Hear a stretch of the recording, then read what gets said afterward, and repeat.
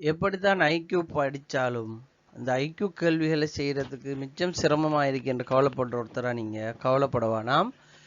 உங்களுக்காக இலகுவாக ஐக்யூ வினாக்களை செய்யறதுக்காக ஈசிலன் பக்கத்தினூடாக சில வினாக்களோடு உங்களை சந்திக்கிறேன். கட்டாயம் எங்களுடைய இந்த வீடியோக்களை பார்வையிடுபவர்கள் எங்களுடைய யூடியூப் சேனலை சப்ஸ்கிரைப் பண்ணுங்கள். அதுபோல் எங்களுடைய ஃபேஸ்புக் பக்கம் இருக்கிறது, ஃபேஸ்புக் பக்கத்தையும் ஃபாலோ பண்ணுங்கள். உங்களோட கமெண்ட்ஸ் மூலமாக எங்களுக்கு ஆதரவு அளிங்க. நீங்கள் என்ன கமெண்ட்ஸ் போடுறதா இருந்தாலும் கட்டாயம் நான் அந்த கமெண்ட்ஸில் வரவேற்கிறேன். நான் தொடர்ந்தும் இந்த வீடியோக்களை பதிவிடுறதுக்கு எனக்கு ஒரு உற்சாகமாக இருக்கும். நீங்கள் வழங்கக்கூடிய கமெண்ட்ஸ் நல்லதோ கெட்டதோ இந்த வீடியோ பற்றினா உங்களோட கருத்துக்கள் என்னன்றதை கட்டாயம் கமெண்ட் செக்ஷனில் யூடியூப்லேயாக இருந்தாலும் சரி, ஃபேஸ்புக்கில் இருந்தாலும் கட்டாயம் கமெண்ட் செக்ஷனில் உங்களோட கமெண்ட்களை போடுங்க. ஓகே, வினாவுக்குள்ளே போகலாம். முதலாவது வினா என்னென்றால், இது ஒரு சூப்பரான ஒரு வினா. என்ன, ஒரு நத்தை 30 அடி ஆழம் உள்ள ஒரு கிணற்று அடியிலிருந்து மேலே வர முயற்சிக்கிறது. முதல் நாங்கள் வினாவை வாசிப்போம். வினாக்களை நாங்கள் அணுகிற நேரம் முதல்ல நம்மட புரிதலுக்கு இந்த வினாவை எடுத்துக்கொள்ளணும். இப்போ எங்களுக்கு நிறைய பேருக்கு இருக்கிற பிரச்சனை என்னன்னா, இந்த கேள்விகளை வாசித்து அதை எப்படி புரிஞ்சு கொள்றதுல தான் இந்த வினாக்களை செய்யறதுக்கான இலகுவான முறை இருக்குது. முதல்ல நாங்கள் வினாவை வாசித்து புரிஞ்சு கொள்வோம்.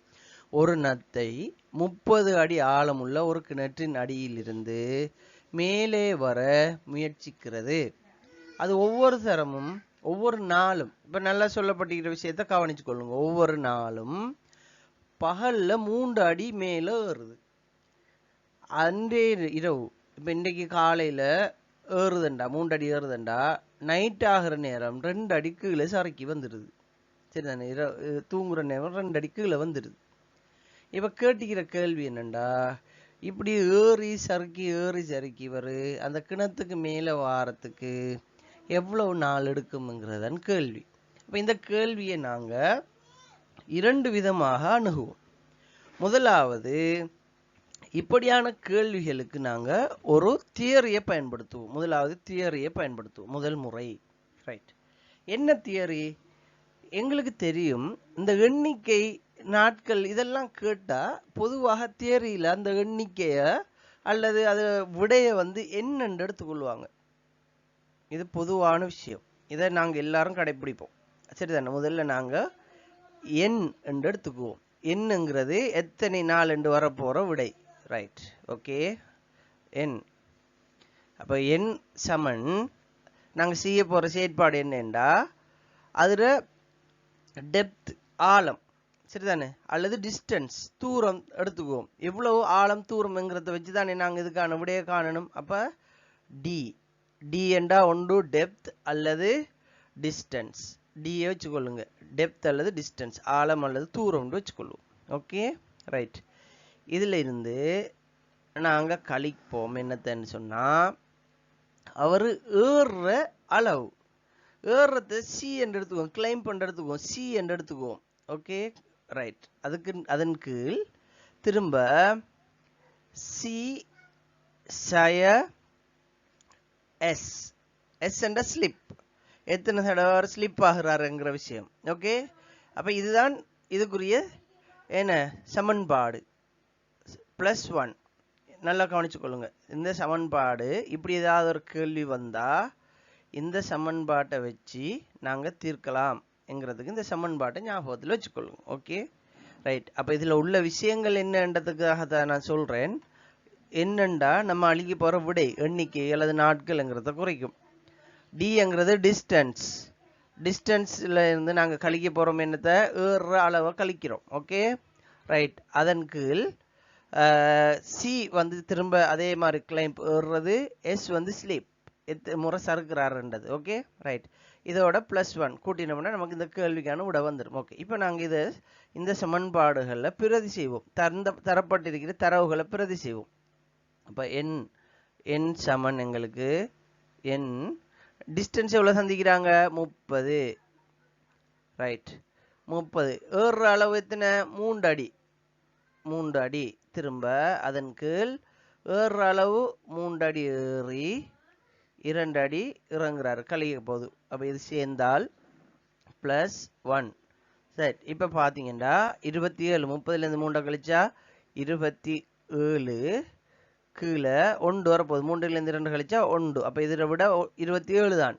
27 + 1 28. சரிதானே? அப்போ n சமன் அந்த நாட்களின் எண்ணிக்கை 28 என்று வரப்போகுது. அப்போ நாம் இதே மாதிரி வேறு என்ன விதமாக கேள்வி தந்தாலும் எங்களுக்கு இந்த சமன்பாடு நினைவிருந்தால் இலகுவாக செய்யலாம். அப்போ நீங்கள் இந்த சமன்பாடை நினைவு வச்சுக்கொள்ளுங்க. d - c சரிதானே? அதாவது d சரிதானே சய c-இன் கீழ் c சய s. s என்றா நான் இங்கே ஸ்லிப் பண்ணி எடுத்துக்கொண்டேன். இதே மாதிரி வேறு என்னத்தை தந்தாலும் நீங்கள் இதே சமன்பாட்டை பயன்படுத்தினால் எங்களுக்கு விட வரும். ரைட். அப்போ இது நாங்கள் தியரிக்கலாக சமன்பாடுகளை வச்சு இந்த கேள்விக்கு விடைய கண்டுட்டோம். ரைட். இப்போ நாங்கள் இதை புரிதலை வச்சு எப்படி காண்றோம்? ஒரு குறுக்கு வழி சரிதானே? ஷார்ட்கட் முறை ஒன்று பார்ப்போம். விஷயம் என்ன? 30 அடி ஆழம் உள்ள கிணத்துல, அதாவது கீழே இருந்து மேலே 30 அடி இருக்குது. அதை ஏறி வரணும். அப்போ ஒவ்வொரு தடவும் வரும்போது 3 அடி ஒரு நாளைக்கு ஏறுறாரு. அப்போ 30ஐயும் கடக்கிறதுக்கு 30 ஒரு நாளைக்கு 3 சொன்னா 3 அடி ஏறுறாருண்டா 3 அடி ஏறி இறங்க அமைந்தாருண்டா 10 நாளில் வெளியே வந்துடுவார். ஆனால் என்ன நடக்குது? 3 அடி ஏறுறவர் ஒரு நாள் அதே நாளில் இரவையில் 2 அடி கீழே வந்துடுறார். அப்போ ஒரு நாளைக்கு எங்களுக்கு 2வது முறை நாங்கள் இதை குறுக்கு வழியில் பார்த்தோம்னால் ஒரு நாளைக்கு 1 அடி தான் இவர் என்ன செய்கிறார்? ஏறுறாரு என்று பார்த்தா எங்களுக்கு விட 30 அடிக்கும் ஒரு நாளைக்கு உண்டுண்டா 30 அடி ஏறுறதுக்கு 30 நாள் தானே எடுக்கும் என்றுதான் நம்ம கருதுவோம். ஆனால் அதில் இருக்கிற ட்விஸ்ட் என்னண்டா, நாங்கள் விளங்கி கொள்ள வேண்டிய விஷயம் என்னன்னு நீங்கள் யோசிச்சு பாருங்க. அப்போ ஒரு நாளைக்கு 1 அடின்னு வரும்போது கீழே இருந்து 30 அடியும் 27 நாளில் 27 நாளில் எத்தனை அடி ஏறுவார்? 27 அடி ஏறிடுவார். அப்போ 27 அடி ஏறிடுவார். அந்த 27ல் இருந்து 30வது அடி வரும்போது, அதாவது திரும்ப 3வது அடி வரும்போது அவர் இந்த கிணத்துல 30வது அடிக்கு கடந்துருவாரு.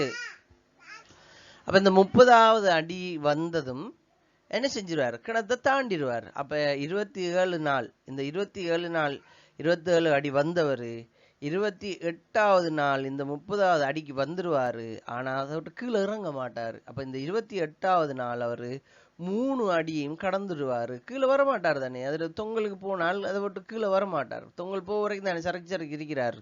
அப்ப 28வது நாள் பகல் காலையில் அவர் மேலே ஏறிட்டாருண்டா 30 அடியை அடைஞ்சிட்டாரு. அதுக்கு பிறகு கீழே வர மாட்டார். எனவே அப்படி பார்க்குற நேரம் எங்களுக்கு இதை கடக்கிறதுக்கு 28 நாட்கள் தான் இந்த கிணத்தை கடக்கிறதுக்கு அந்த நத்தைக்கு எடுக்குமங்கிறத நாங்கள் என்ன செய்யலாம்? ஒரு ஷார்ட்கட்டில் இலகுவாக புரிஞ்சு கொள்ளலாம். அடுத்த வினாவை பார்ப்போம். ஓகே, இன்னும் ஒரு வினாவை பார்க்கலாம். இந்த வினா ஒரு சூப்பரான வினா. இந்த வினா என்ன சொல்லுது என்றால், ஒரு விவசாயியின் பண்ணையில் சில கோழிகளும் சில மாடுகளும் வளர்க்கப்படுகின்றன. அங்குள்ள மொத்த விலங்குகளின் தலைகளை எண்ணினால் 30 வருகிறது. அதே நேரம் அவற்றினுடைய கால்களை எண்ணினால் 100 வருகிறது என்றால் எத்தனை கோழி எத்தனை மாடுகள் இருக்கிறதுங்கிறதான் கேள்வி. இந்த வினாவை நான் 2 முறையில் செஞ்சு காட்ட போறேன். ஒன்று, எனக்கு கணிதம் நல்லா அடிப்படை தெரியும் என்று சொல்லக்கூடியவங்களுக்கும், அதே நேரம் எனக்கு அடிப்படை கணிதம் தெரியாது என்று சொல்லக்கூடியவங்களுக்கும் 2 முறைகளில் நான் செஞ்சு காட்ட போறேன்.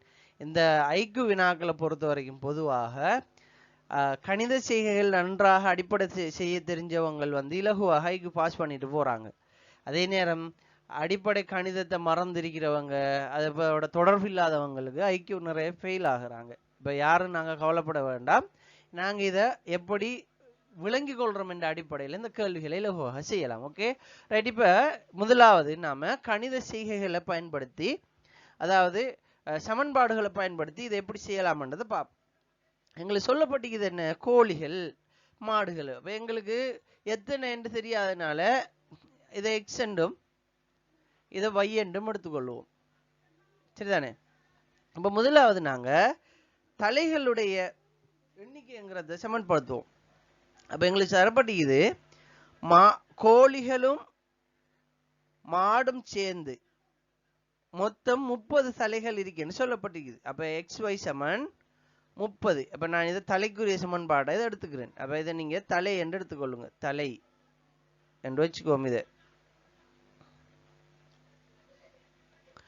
தலைக்குரிய சமன்பாடா நான் இதை எடுத்துக்கிறேன். ரைட். அப்ப இதுல இருந்து நாம் என்ன செய்ய போறோம்டா, எத்தனை கோழி இருக்கு எத்தனை மாடு இருக்குங்கிறத காணணும் இல்லையா? இப்போ XY சமன் 30 என்று வந்துட்டு நான் இதுல இருந்து எதையாவது ஒன்று வெளியே எடுக்கணும். ஒன்று எக்ஸை காணணும் அல்லது ஒய்யை காணணும் இந்த சமன்பாட்டில் இருந்து. இப்போ நான் இதில் எக்ஸை காண்றதா இருந்தா நான் என்ன செய்வேன், எக்ஸை காணுவேன். இப்போ எக்ஸ் சமன் என்று போட்டா இங்க பாருங்க, இந்த இருக்கிற y வந்து இந்த எக்ஸ் சமன் என்று போட்டா இந்த y வந்து எக்ஸோட என்ன செய்யுது, கூட்டுப்பட்டுக்கிட்டு இருக்கு. அப்ப இவரை இந்த இருக்கிற அவ்வளவு பேரையும் இந்த இருக்கிறவங்களை எக்ஸை விட்டு இந்த பக்கம் எடுத்து வச்சுட்டு தானே எடுத்தா எக்ஸ் சமன் என்கிறது இங்கே வந்துடும். அப்ப எக்ஸ் சமன் என்கிறத போட்டு நாம 30 சய y. இப்ப எங்களுக்கு ஒரு கேள்வி வரும், என்ன ஏன் சய போட்ட? எங்களுக்கு தெரியும், அடிப்படை கணிதத்தில் நாம படிச்சிருப்போம். அதாவது ஒரு சமன்பாட்டுக்கு இங்கால நாங்கள் கொண்டு வருகிற பொழுது கூட்டலாக இருந்தால் கழித்தலாக வரும், பெருக்கலாக இருந்தால் பிரித்தலாக வரும் என்ற அடிப்படையில் y இங்கே கூட்டுதலாக, அதாவது அது வந்து கூட்டுத்தொகையாக இருந்த நேரம் y எக்ஸோட கூட்டுப்பட்டுக்கிட்டு இருந்தது. சமன்பாட்டுக்கு இஞ்சால வருகிற நேரம் y என்ன செய்யுது, கழித்தலாக வருது. அப்போ நாங்கள் இங்கே கண்டுட்டோம் எக்ஸ் என்றால் 30 சய y என்கிறத நாம் என்ன செய்கிறோம், முதலாவது எக்ஸை தனிமைப்படுத்தி எடுத்துக்கிறோம். அப்போ எங்கெல்லாம் எக்ஸ் என்று வருதோ அதுக்கு நாம 30 சய y என்றதை நம்ம என்ன செய்ய போறோம், பிரதி இட போறோம் என்கிறத நம்ம என்ன செய்யணும், இந்த கேள்வியில் செய்யறதுக்கு இது ஒரு அடிப்படை கணிதத்தில் உள்ள முறை. ரைட். இப்ப பார்ப்போம். ரெண்டாவது, கால்கள் தரப்பட்டிருக்குது. சரிதானே? எங்களுக்கு தெரியும் கோழிக்கு 2 கால் இருக்கு. அப்ப 2x சக மாட்டுக்கு 4 கால் இருக்கா இல்லையா? அப்ப 4y. இந்த இவங்க 2 பேரும் சேர்ந்து மொத்தம் எத்தனையாம் கால்கள்? 100. அப்ப இது கால்களுக்குரிய தேரி, கால்களுக்குரிய சமன்பாடை நான் இதை எடுத்துக்கிறேன். சரி, இப்ப இதை வச்சுதான், இந்த கால்களை வச்சுதான் நம்ம என்ன செய்ய போறோம்டா, எத்தனை கோழி எத்தனை மாடு இருக்கின்றதை காண போறோம். சரிதானே? கால்களை வச்சுதான் நம்ம காண போறோம். அப்ப மொத்தம் 100 இருக்கும் போது ஏன் தலைகளை வச்சு காண முடியாது, எத்தனை கோழி எத்தனை மாடுன்னு எங்களுக்கு தெரியாது. ஆனா கால்கள் என்று வரும்போது வித்தியாசம் இருக்கு. என்ன, கோழிக்கு 2 காலும் மாட்டுக்கு 4 காலும் இருக்குதுன்னா அதை அடிப்படையா வச்சு நம்ம என்ன செய்ய போறோம், காணப்போறோம்ன்றதுனால நம்ம இந்த சமன்பாட்டை தீர்த்து தான் எத்தனை கால்கள், அதாவது எத்தனை கோழி எத்தனை மாடுங்கிறத காண போறோம்ன்றதை பார்க்கலாம். ரைட். இப்போ நம்ம என்ன செய்வோம்டா, எக்ஸ் என்று வார இடத்துல நாம ஏற்கனவே கண்டு வச்சுக்கிற எக்ஸுடைய பெருமானத்தை பிரதியிடணும். சரிதானே? ரைட். அப்ப இந்த 2 பிராக்கெட்ல எக்ஸுக்கு பதிலா என்ன போட போறோம், 30 சய y. சரி, சக இங்க 4y சமன் 100. இப்ப அடுத்தது என்ன செய்வோம், பொட்மாஸ் அடிப்படையில் இந்த பிராக்கெட்ல உள்ளதை தான் முதல்ல தீர்க்க வரும். அப்ப 2 எத்தனை, 2 6. அப்ப எங்களுக்கு இதுல நல்லா தெரியும் 2 6 இல்லையா? ரைட். அப்ப 60. சரி, 2 6. இங்க சய 2y சக 4y சமன் 100. சரி, அடுத்து என்ன செய்ய போறோம், நாம பொட்மாஸ் அடிப்படையில இந்த கூட்டல் இந்த பகுதியை செய்யணும். ரைட். இதுல பாருங்க, சய 2ல இருந்து சய 2 சக 4ஓட கூட்ட போறோம். நம்ம இது ஏற்கனவே படிச்சிருக்கிறோம். சய 2 சக 4ஓட கூட்டினா என்ன நடக்கும், இதுல இது கழிப்படும். ஏன் நான் ஏற்கனவே ஒரு ஆளுக்கு கடன் கொடுக்க வேண்டியிருக்கி, அதுல 2 ரூபா கொடுக்க வேண்டியிருக்கு, 4 ரூபா எனக்கு கிடைக்குதுண்டா, கொடுக்க வேண்டிய 2 ரூபா கொடுத்தண்டா மிச்சம் 2 ரூபா மிஞ்சும். அதான் இதுல விளக்கம். அப்ப அப்படி பார்க்கும்போது 60. சரிதானே? 60 சக 2y வரப்போகுது. ஏன் சக 2y வரப்போகுது, ஓகே, அப்போ எங்களுக்கு இந்த 60 சக 2y சமன் வரப்போகுது 100. சரிதானே? 100. ஓகே, இப்போ நம்ம என்ன செய்ய போகிறோம்? இப்போ வையை காண போகிறோம் இல்லையா? அப்போ இந்த வையை காணும்போது நான் இந்த இடம் போதாண்டதுனால இங்கே எழுதுகிறேன், வேறொரு நிறத்தால் எழுதுகிறேன். 2y சமன் எங்களுக்கு இங்கே என்ன நடக்குது? 60 இங்கே கூடு போடுறதுனால இங்கே என்ன செய்யும்? கழிப்படும். அப்போ 100ல் இருந்து 60 கழிப்போம். 60 கழிச்சுமா இருந்தால் வரப்போற விட 40. எனவே 2y சமன் 40 என்றால் என்ன நடக்கும்? y சமன் 2ஆல் பிரிப்போம் என்ன? அப்ப y சமன் 40 நாங்க 2ஆல் பிரிக்க போறோம். அப்ப 2y 40 என்றா 1y 20. 1y 20. அப்ப y நாங்க மாடுகள் மொத்தம் எங்களுக்கு 20 மாடுகள் இருக்குன்னு சொன்னால் மொத்தம் எத்தனை தலை? 30 தலை. அப்ப 20 மாட்டுக்கு 20 தலை என்றா மிச்சம் 10. அப்ப 10 மாடுகளும் 20 மாடுகளும் எங்களுக்கு 10 கோழிகளும் வரப்போகுது. இப்ப பாருங்க, 30 தலைகள் சரியாக இருக்கும். 20 மாட்டுக்கும் 20 தர 4 4 8 80 கால்கள் வரும். 10 கோழியும் 2 கால் படி 20. அப்ப 100 கால்கள். அப்ப 20ம் 80ம் 100 கால்கள் சரியாக வரும். இப்போ தியரிக்கல் அடிப்படையில் கணித செய்கைகளை மையமாக கொண்டு நாங்கள் என்ன செய்யலாம்? இப்படி இந்த கேள்வியை அணுகலாம். ஓகே, இது இல்லாமல் ஷார்ட்கட்டில் எப்படி நாம் இந்த கேள்வியை செய்கிறது என்றதை பார்ப்போம். ஷார்ட்கட்டில் எப்படி செய்யலான்றதை பார்ப்போம். சரி, முதல்ல இப்படி வச்சுக்குவோம். இது எல்லாம் 30ம் கோழி என்றே வச்சுக்கொள்ளுங்க. முதலாவது தியரிக்கலை நம்ம செய்யும்போது 30ஐயும் கோழி என்றே வச்சுக்கொள்ளுங்க. ரெண்டாவது முறை நாம் ஷார்ட்கட்டில் செய்ய போகிறோம். 30 கோழியாக இருந்தால் கோழிக்கு 2 கால் படி 60 கால் தான் வரும். அப்போ எங்களுக்கு இதில் எத்தனை ஷார்ட் ஆகுது? ஷார்ட் ஆகிற எத்தனை? 40 கால் இல்லை. ஏன்னா 100 காலில் இருந்து 60 இருந்துச்சுன்னா மிச்சம் எத்தனை இருக்கு? 40 கால் மிச்சப்படுது. இப்போ 40 காலண்டா நல்லா பார்த்தீங்கடா, இதில் கோழிக்கு 2 கால் சரிதானே? கோழிக்கு 2 கால். அப்போ கோழிக்கு 2க்குள்ள மாட்டுக்கு 4. அப்போ இதுக்கு இடையில இந்த 2க்கும் 4க்கு இடையில என்ன வித்தியாசம்? 2 வித்தியாசம். அப்போ இங்கே வித்தியாசப்படுறது 2. அப்போ மாட்டுக்கும் கோழிக்கும் இடையில வித்தியாசப்படுற கால்கள் 2. அப்போ நாங்கள் என்ன செய்கிறோம்? இந்த இடத்துல இந்த 40 2ஆல் பிரிச்சுடுறோம். வித்தியாசப்படுறத 2 கால்களால் பிரிச்சுடுறோம். பிரித்து விட்டமா இருந்தா மாட்டுக்கு 20 கால்கள், அதாவது மாடுகள் 20 இருந்தா தான் என்ன செய்யும்? மாடு 20 வரும். அப்ப மிச்சப்படுறது எத்தனை? எங்களுக்கு 40 கால்கள் மிச்சப்படுது. கோழிக்கும் மாட்டுக்கும் இடையில இருக்கிறது 2 வித்தியாசம். ஏண்டா கோழிக்கு 2 கால், மாட்டுக்கு 4 கால் என்றா 2 கால் வித்தியாசப்படுதுங்கக்குள்ள இந்த 40 அந்த வித்தியாசப்படுற 2ஆலையும் நம்ம பிரிச்சு விட்டோம்னு சொன்னா எங்களுக்கு கணக்கு சரியா வரும். எப்படி கணக்கு சரியா வருது? அப்போ 40 2ஆல் பிரிச்சா 20 வருது. அப்போ 20 மாடுன்னு பார்த்தோம்டா இப்போ நாங்கள் என்ன செய்யலாம்? அழகா கணக்கு பார்க்கலாம். 20 மாட்டுக்கும் 4 கால் படி 80 வரப்போகுது. 80 கால் வரப்போகுது. கோழிக்கு 2 படி சரிதான். 20 மாடுனா மொத்தம் 30ல் 10. அப்போ கோழிக்கு 2 கால் படி 20 வரப்போகுது. அப்போ மொத்தம் எங்களுக்கு 100 கால்களும் வந்துட்டு. அப்போ இந்த கேள்விக்கான விடையும் எங்களுக்கு இலகுவாக வந்துட்டுங்கிறத நாங்கள் பார்க்கலாம். இந்த கேள்வி உங்களுக்கு விளக்கம் குழப்பமாக இருந்தால் நான் என்றால் இந்த ஷார்ட்கட்டை திரும்ப ஒருக்கா சொல்கிறேன். இதை நீங்கள் மொத்தம் 100 கால் தரப்பட்டிருக்குது. இப்போ 100 காலையும் எப்படி நம்ம கணக்கு பார்க்குற?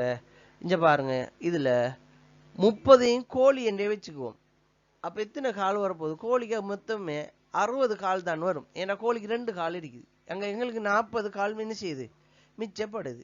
40 கால் மிச்சப்படுதுண்டா கோழிக்கும் மாட்டுக்கும் இடையில் இருக்கக்கூடிய வித்தியாசம் என்ன? கால்கள் எத்தனை வித்தியாசப்படுது? 2 கால் வித்தியாசப்படுது. அப்போ இந்த வித்தியாசப்படுறத நாங்கள் இது மிச்சப்படுறதுல பிரித்து விட்டமா இருந்தால் மாடுகளோட கால்கள் எத்தனை என்றது வரப்போகுது. அதாவது எத்தனை மாடுகள் என்றது வரப்போகுது. அப்போ 20 மாடுங்கிறத நாம் இந்த கண்டுபிடிக்கிறோம். கண்டுபிடிச்சி மொத்தம் என்ன 20 மாடும் 10 கோழியும்ங்கிற ஒரு முடிவுக்கு நாம் வருகிறோம். உங்களுக்கு இந்த ஷார்ட்கட் குழப்பமாக இருந்தால் இது உங்களுக்கு தெளிவாக இலகுவாக விளங்குதா இருந்தால் நீங்கள் இந்த முறைப்படி செய்யுங்க, அல்லது இது உங்களுக்கு விளங்கிட்டேன்டா இந்த முறைப்படி செய்யுங்க. எப்படி செஞ்சாலும் சரி, இந்த கேள்வி உங்களுக்கு இலகுவாக செய்யக்கூடிய மாதிரி இருக்கும். ஓகே, இந்த வினாவுக்குள்ள போகலாம். இந்த வினாவை நான் 2 முறையில் செஞ்சு காட்டுறேன். முதலாவது தியரிக்கலா எப்படி இதை பார்க்கலான்றதை பார்ப்போம். இங்கே எங்களுக்கு தரப்பட்டிருக்கிற தரவுகள் அடிப்படையில் மொத்தம் 20 வினா.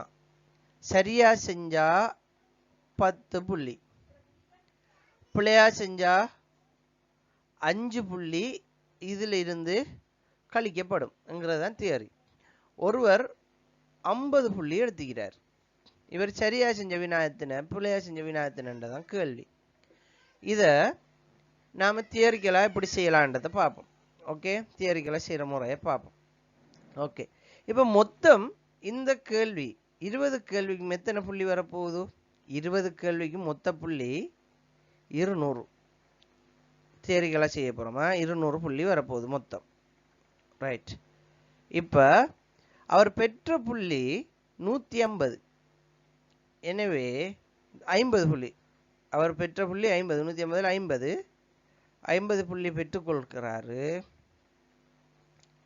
அப்போ மிச்சம் 150 புள்ளி அவருக்கு கிடைக்கல. அப்போ இந்த 150 புள்ளிகள் வந்திருக்கிறார். அப்போ இந்த 150 புள்ளியும் சரியாக செஞ்சா எத்தனைக்கு ஈக்குவல் ஆகும்? 15க்கு ஈக்குவல் ஆகும். சரியா செஞ்சா 15க்கு ஈக்குவல் ஆகும். சரிதானே? இந்த 150 புள்ளியும் 15 கேள்வி சரியா செஞ்சிருந்தா 150 புள்ளி வரக்கூடிய மாதிரி இருக்குமங்கிறத இதுல இருந்து நம்ம புரிஞ்சுக்கொள்றோம்.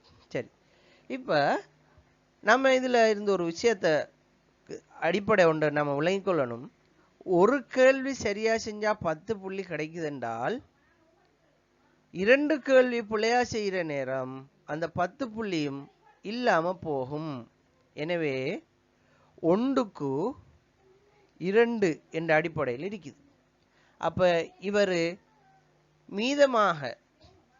மீதமாக இருக்கக்கூடிய இந்த 150 புள்ளிக்கும் உரிய வினாவுல, இந்த 15 வினாவுல அந்த 1க்கு 2 என்ற அடிப்படையில் நாம இதை பிரிச்சமா இருந்தால் 15ஐயும் 1க்கு 2 என்ற எப்படி பிரிக்கிற, இது ரெண்டையும் முதல் கூட்டணும். 1ஐயும் 2ஐயும் கூட்டி வரக்கூடிய விடையை இந்த 15ஐ பிரிக்கணும். 1 2 3. அப்ப 15ஐ பிரிச்சமா இருந்தால் 3ஆல ஒரு பகுதி, அதாவது ஒரு பங்கு 5 என்று வரப்போகுது.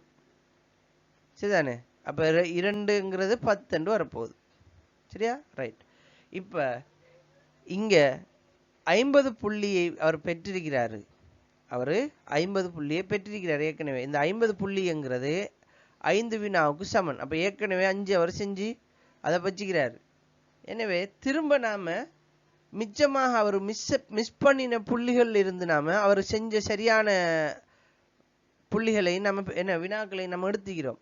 மிஸ் பண்ணினது 150ல் அவர் உண்மையிலேயே என்ன செஞ்சாரு? 5 வினா செஞ்சிருந்தாரு. செஞ்சுதான் 10 வினா பிள்ளையா செஞ்சதுல அந்த 5 இழந்தாருங்கிறத இதுல இருந்து நாம காண்றோம். எனவே இந்த 5ம் இந்த 5ம் சேர்த்து அவர் சரியா செஞ்சது 10 வினா, பிள்ளையா செஞ்சது 10 வினா என்கிறத நாம இந்த அடிப்படையில பெற்றுக்கொள்ளலாம். ரைட்.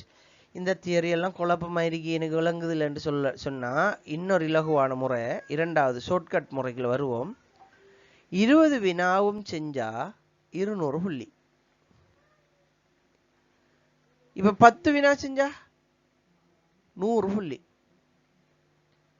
அப்ப 10 வினா சரியா செஞ்சதுக்கு 100 புள்ளி என்றா மத்த பிள்ளையா செஞ்ச 10 வினாவுக்கு எத்தனை புள்ளி கழிப்பட போகுது? 50 புள்ளி கழிப்பட போகுது.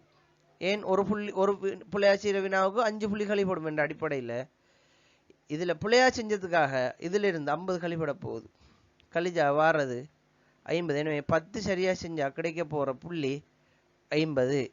இந்த அடிப்படையில் பார்க்குற நேரம் அவர் சரியா செஞ்ச வினாக்கள் 10, பிள்ளையா செஞ்ச வினாக்கள் 10 என்ற இலகுவாக இந்த வினாவுக்குரிய விடையை நம்ம கண்டுபிடிக்கலாம். நம்ம தியரிக்கலாக நாங்கள் கண்டுபிடிக்கலாம், இப்படியும் கண்டுபிடிக்கலாம். ரைட். நான் தியரிக்கலாக செஞ்சதில் உங்களுக்கு குழப்பம் இருந்தால் நான் திரும்ப ஒரு விளங்கப்படுத்துகிறேன். அவர் பெற்ற புள்ளி 50 என்றால் அந்த 50 புள்ளியும் 5 வினாவுக்கு சமன் என்ற அடிப்படையில் இந்த 5 வினாவுக்குரிய விடையிற புள்ளியையும் காப்பாற்றணுமா இருந்தால் அவர் பிள்ளையா செஞ்சதையும் சரியா செஞ்சதையும் சமப்படுத்தணும். அதுக்கு மிச்சம் எத்தனை? 5ல் மிச்சம் 15. 15ண்டா எத்தனை சரியா செய்யறது பிள்ளையா செய்யறதை சமப்படுத்தும்? ஒரு சரியா செய்யறது 2 பிள்ளையா செய்யறதை சமப்படுத்தும் என்ற அடிப்படையில் 1க்கு 2 என்றது 3, அது ரெண்டையும் சேர்த்தா 3. எனவே 3 வீதம் 15ல் 3, அதாவது 15 ஒரு ஆளுக்கு 1 இன்னொரு ஆளுக்கு 2 பிரிக்கணும் என்று அப்படி வார நேரம் நாங்கள் என்ன செய்வோம்? அதை 1 2 கூட்டினால் 3, 3 15ஆல் பிரிச்சோம்னா ஒரு பங்கு எத்தனைன்னு எங்களுக்கு தெரிஞ்சிடும். ஒரு பங்கு 5 என்ற அடிப்படையில் அவர் சரியா செஞ்சது அந்த 15 வினாவிலையும் திரும்ப சரியா செஞ்சது 5, பிள்ளையா செஞ்சது 10. ஏற்கனவே 5 செஞ்சிருந்தாரு. அந்த புள்ளியை காப்பாற்றுறதுக்காகத்தான் இதுல இருந்தது. நம்ம என்ன செஞ்சோம்? போனத்தை காப்பாற்றுறதை விட அதுல கழிப்பட்டு போனத்தை கணக்கு பார்க்குற நேரம் அவர் இன்னும் ஒரு 5 செஞ்சு அதுவும் கழிப்பட்டு போய்க்குங்கிறத நம்ம இதுல இருந்து கண்டுபிடிக்கிறோம். எனவே அவர் மொத்தமாக செஞ்சது 10 வினா, சரியா செஞ்சது பிள்ளையா செஞ்சது 10 வினா என்ற விடைக்கு நாங்கள் வரலாம். இந்த கேள்வி உங்களுக்கு விளங்கிருக்கும் நம்புறேன். விளங்காட்டி கமெண்ட் செக்ஷன்ல என்ன பகுதி விளங்கலைன்றதை போடுங்க. இது சம்பந்தமான வினாக்கள் சம்பந்தமான இன்னொரு வீடியோவோட உங்களை சந்திக்கிறேன். கட்டாயம் என்னுடைய வீடியோக்கள் உங்களுக்கு பிடிச்சிருந்தா சப்ஸ்கிரைப் பண்ணுங்க. நம்முடைய யூடியூப் சேனலை சப்ஸ்கிரைப் பண்ணி ஆதரவு தாங்க. அதே போல் ஃபேஸ்புக் பக்கத்தையும் ஃபாலோ பண்ணி ஆதரவு தாங்க. நன்றி.